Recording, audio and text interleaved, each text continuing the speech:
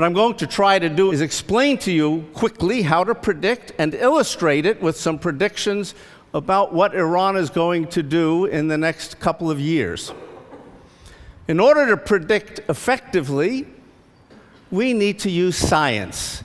And the reason that we need to use science is because then we can reproduce what we're doing. It's not just wisdom or guesswork.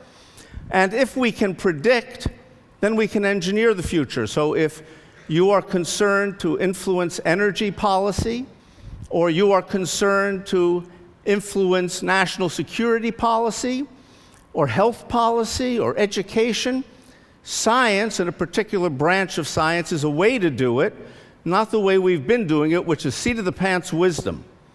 Now, before I get into how to do it, let me give you a little truth in advertising, because I'm not engaged in the business of magic.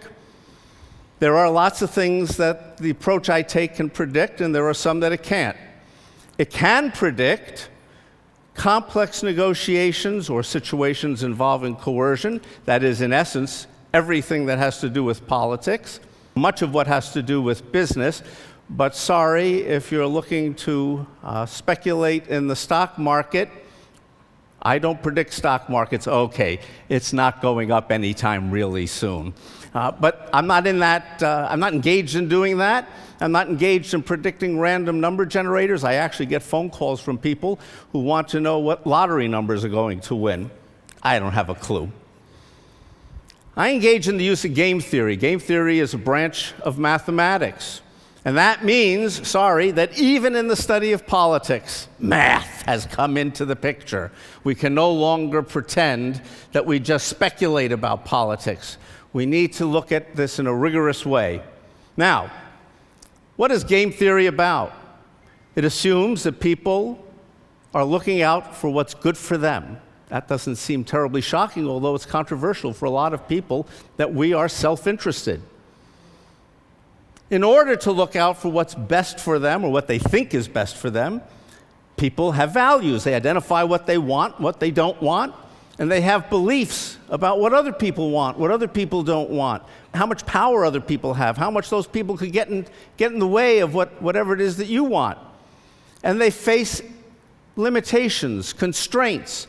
They may be weak. They may be located in the wrong part of the world. They may be Einstein, stuck away farming someplace in a rural village in India, not being noticed, as was the case for Ramanujan for a long time, a great mathematician, but nobody noticed. Now, who is rational? A lot of people are worried about what is rationality about. People aren't really rational. Mother Teresa, she was rational. Terrorists, they're rational. Pretty much everybody is rational. I think there are only two exceptions that I'm aware of. 2-year-olds, they are not rational. They have very fickle preferences. They switch what they think all the time. And schizophrenics are probably not rational. But pretty much everybody else is rational. That is, they're just trying to do what they think is in their own best interest.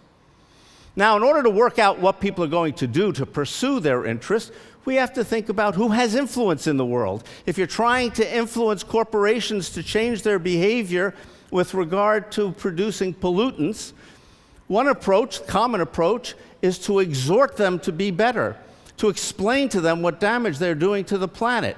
And many of you may have noticed that doesn't have as big an effect as perhaps you would like it to have. But if you show them that it's in their interest, well, then they're responsive. So we have to work out who influences problems.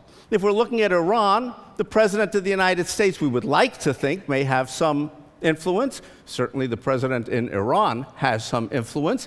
But we make a mistake if we just pay attention to the person at the top of the power ladder, because that person doesn't know much about Iran or about energy policy or about health care or about any particular policy. That person surrounds himself or herself with advisors. If we're talking about a national security problem, maybe it's the Secretary of State, maybe it's the Secretary of Defense, the Director of National Intelligence, maybe the Ambassador to the United Nations, or somebody else who they think is going to know more about the particular problem. But let's face it, the Secretary of State doesn't know much about Iran. The Secretary of Defense doesn't know much about Iran. Each of those people, in turn, has advisors who advise them so they can advise the president. There are lots of people shaping decisions. And so if we want to predict correctly, we have to pay attention to everybody who is trying to shape the outcome, not just the people at the pinnacle of the decision-making pyramid. Unfortunately, a lot of times we don't do that. And there's a good reason that we don't do that, and there's a good reason that using game theory and computers we can overcome the limitation of just looking at a few people. Imagine a problem with just 5 decision makers. Imagine, for example, that Sally over here wants to know what Harry and Jane and George and Frank are thinking and sends messages to those people. Sally's giving her opinion to them, and they're giving their opinion to Sally. But Sally also wants to know what Harry is saying to these 3 and what they're saying to Harry. And Harry wants to know what each of those people are saying to each other, and so on. And Sally would like to know what Harry thinks those people are saying. That's a complicated problem. That's a lot to know. With 5 decision makers, there are a lot of linkages. 120, as a matter of fact, if you remember your factorials. 5 factorial is 120. Now, you may be surprised to know that smart people can keep 120 things straight in their head. Suppose we double the number of influencers from 5 to 10. Does that mean we've doubled the number of pieces of information we need to know from 120 to 240? No. How about 10 times to 1,200? No. We've increased it to 3.6 million. Nobody can keep that straight in their head. But computers, they can. They don't need coffee breaks. They don't need vacations. They don't need to go to sleep at night. They don't ask for raises either. They can keep this information straight, and that means that we can process the information. So I'm going to talk to you about how to process it. I'm going to give you some examples out of Iran, and you've got to be wondering, why should we listen to this guy? Why should we believe what he's saying? So I'm going to show you a factoid. This is an assessment by the Central Intelligence Agency of the percentage of time that the model I'm talking about is right in predicting things whose outcome is not yet known, when the experts who provided the data inputs got it wrong. That's not my claim, that's CIA claim. You can read it. It was declassified a while ago. You can read it in a volume edited by H. Bradford Westerfield, Yale University Press. So, what do we need to know in order to predict? You may be surprised to find out we don't need to know very much. We do need to know who has a stake in trying to shape the outcome of a decision. We need to know what they say they want, not what they want in their heart of hearts, not what they think they can get, but what they say they want, because that's a strategically chosen position. And we can work backwards from that to draw inferences about important features of their decision-making. We need to know how focused they are on the problem at hand. That is, how willing are they to drop what they're doing when the issue comes up and attend to it instead of something else that's on their plate? How big a deal is it to them? And how much clout could they bring to bear if they chose to engage on the issue? If we know those things, we can predict their behavior by assuming that everybody cares about 2 things on any decision. They care about the outcome. They'd like an outcome as close to what they are interested in as possible. They're careerists. They also care about getting credit. There's ego involvement. They want to be seen as important in shaping the outcome, or as important, if it's their druthers, to block an outcome. And so we have to figure out how they balance those 2 things. Different people trade off between standing by their outcome, faithfully holding to it, going down in a blaze of glory, or giving it up, putting their finger in the wind, and doing whatever they think is going to be a winning position. Most people fall in between, and if we can work out where they fall, we can work out how to negotiate with them to change their behavior. So with just that little bit of input, we can work out what the choices are that people have, what the chances are that they're willing to take, what they're after, what they value, what they want, and what they believe about other people. You might notice what we don't need to know. There's no history in here. How they got to where they are may be important in shaping the input information. But once we know where they are, we're worried about where they're going to be headed in the future. And how they got there turns out not to be terribly critical in predicting. I remind you, at 90% accuracy rate. So where are we going to get this information?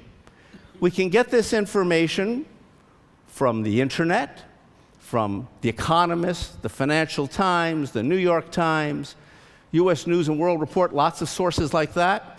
Or we can get it from asking experts who spend their lives studying places and problems. Because those experts know this information. If they don't know, who are the people trying to influence the decision? How much clout do they have? How much they care about this issue? And what do they say they want? Are they experts? That's what it means to be an expert. That's the basic stuff an expert needs to know. All right, let's turn to Iran. Let me make 3 important predictions. You could check this out. Time will tell. What's Iran going to do about its nuclear weapons program? How secure is the theocratic regime in Iran? What's its future? And everybody's best friend, Ahmadinejad. How are things going for him?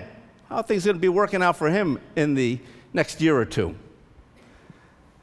You take a look at this. This is not based on statistics. I want to be very clear here. I'm not projecting some past data into the future. I've taken inputs on positions and so forth, run it through a computer model that has simulated the dynamics of interaction, and these are the simulated dynamics, the predictions about the path of policy. So you can see here on the vertical axis, I haven't shown it all the way down to 0. There are lots of other options, but I'm just showing you the prediction, so I've narrowed the scale. Up at the top of the axis, build a bomb. At 130, we start somewhere above 130, between building a bomb and make enough weapons-grade fuel so that you could build a bomb. That's where, according to my analyses, the Iranians were at the beginning of this year. And then the model makes predictions down the road. At 115, they would only produce enough weapons-grade fuel to show that they know how, but they wouldn't build a weapon. They would build a research quantity. They would achieve some national pride, but not go ahead and build a weapon. And down at 100, they would build civilian nuclear energy, which is what they say is their objective.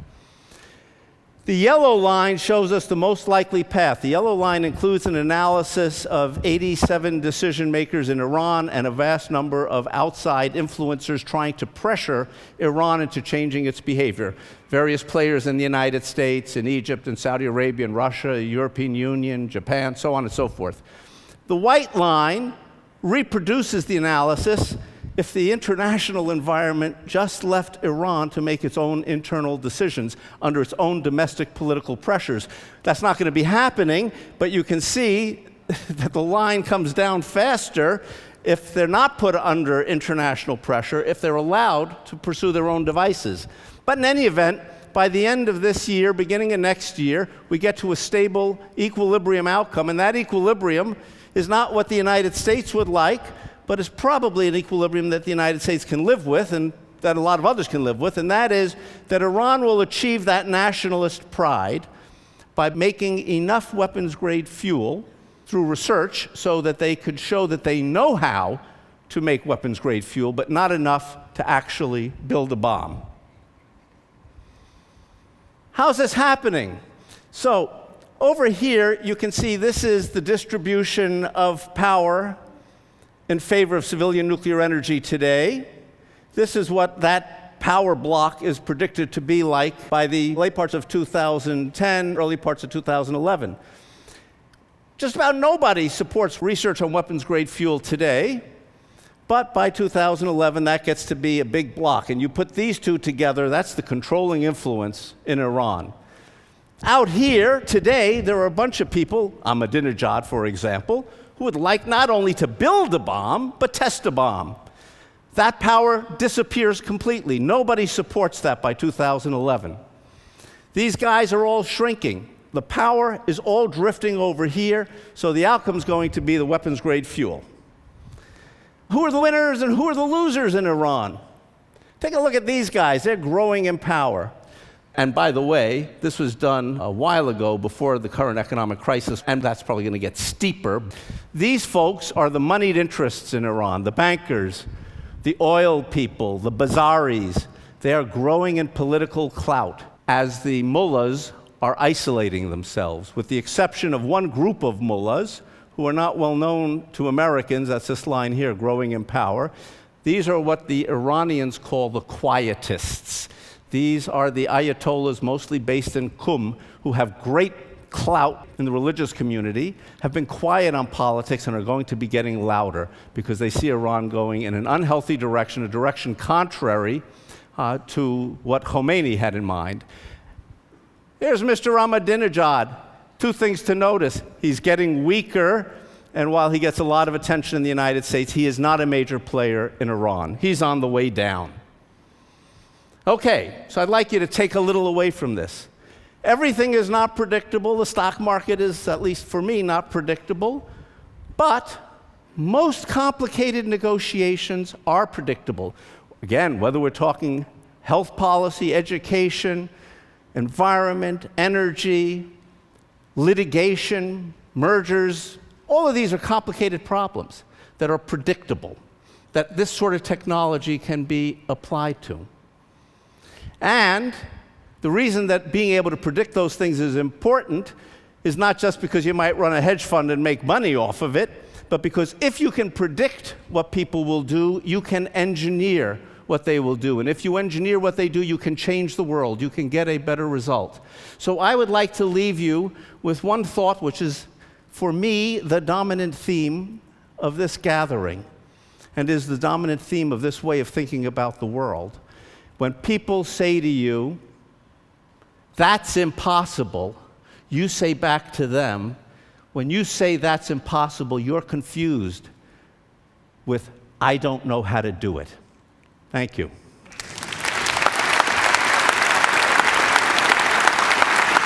One question for you. Sure. Yeah. That was fascinating. I love that you put it out there. I got very nervous halfway through the talk, though, just panicking whether you'd included in your model the possibility that putting this prediction out there might change the result. We've got about 800 people in Tehran who watch TED Talks.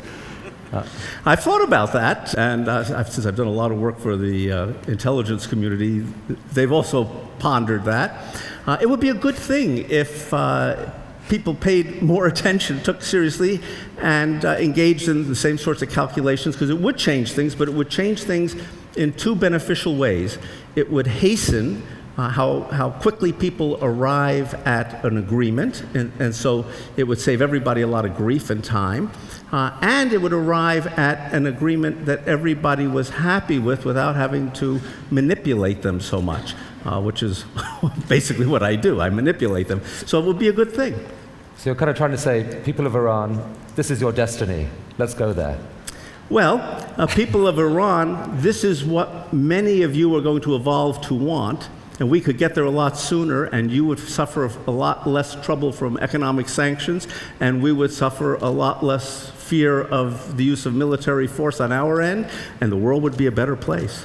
Here's hoping they hear it that way. Thank you very much, Bruce. Thank you.